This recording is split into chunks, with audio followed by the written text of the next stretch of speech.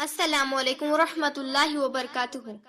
میں پٹھان شفا گلشن اطفال اردو پرائمری اسکول نیلنگا سے آج میں آپ کے سامنے جشن عید میلاد النبی کے موقع پر سرکار دو عالم سرور کائنات رحمت العالمین حضرت محمد مصطفیٰ صلی اللہ علیہ وسلم کی سیرت سے متعلق مختصر معلومات پیش کرنا چاہوں گی۔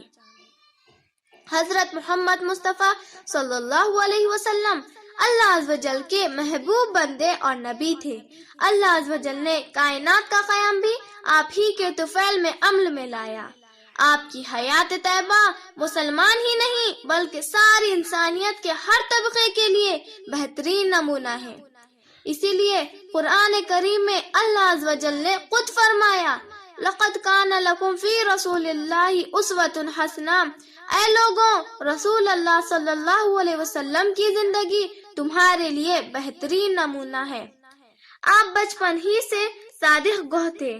آپ کے دل میں اللہ عز و جل نے انسانیت، بھائی چارہ اور حب الوطنی کی ایسی محبت بھر دی تھی کہ لوگوں کا آپ پر اعتماد قابل ذکر تھا۔ مکہ کے لوگوں نے آپ کو امین اس خطاب سے نوازا تھا۔ آپ جو بات لوگوں کو کہتے پہلے خود اس پر عمل کرتے، پھر دوسروں کو عمل کرنے کی تلقین کرتے۔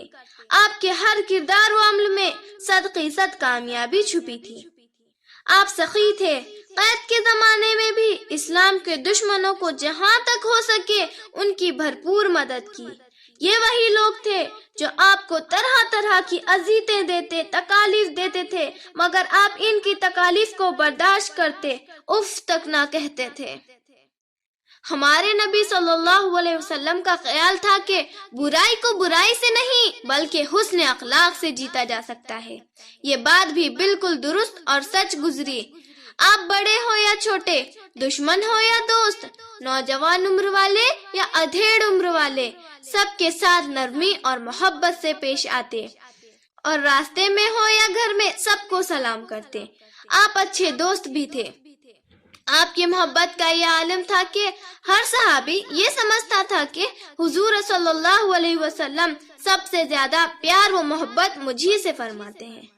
جب کبھی آپ بیماروں کی عیادت کے لیے جاتے تو پہلے بیمار کی خواہش کا خیال کرتے، خالی ہاتھ نہ جاتے، ایسی چیز ساتھ لے جاتے جس سے اس بیمار کی صحت پر برا اثر نہ ہو۔ انہیں دلاسا دے کر محبت کی بات کرتے اور ان کے حق میں دعا کرتے۔ آپ یتیموں سے محبت کرتے، ان کی مدد فرماتے۔ آپ اپنے خادموں کنیزوں سے اچھا سلوک کرتے۔ آپ کی نجی اور سماجی زندگی میں کوئی فرق نہ تھا۔ آپ اپنے کپڑوں کی خود مرمت کرتے، خود دیکھ بھال کرتے، بکری کا دودھ بھی خود نکالتے، اپنے جوتوں کی خود مرمت کرتے، جانوروں کو چارہ بھی خود ڈالتے۔ غرض یہ تمام کام آپ خوشی خوشی کرتے۔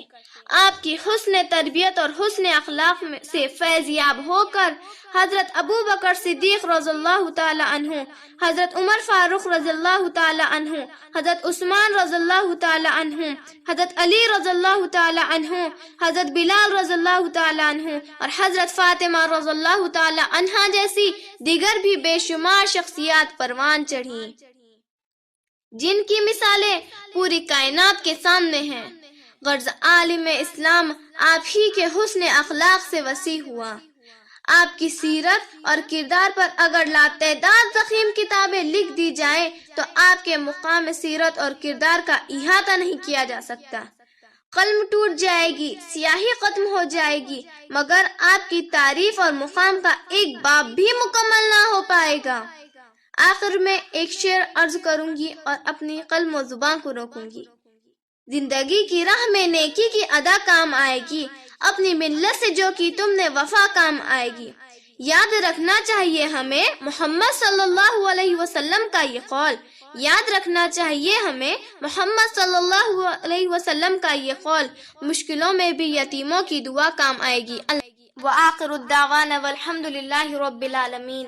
سبحان ربک رب العزت عما یصفون۔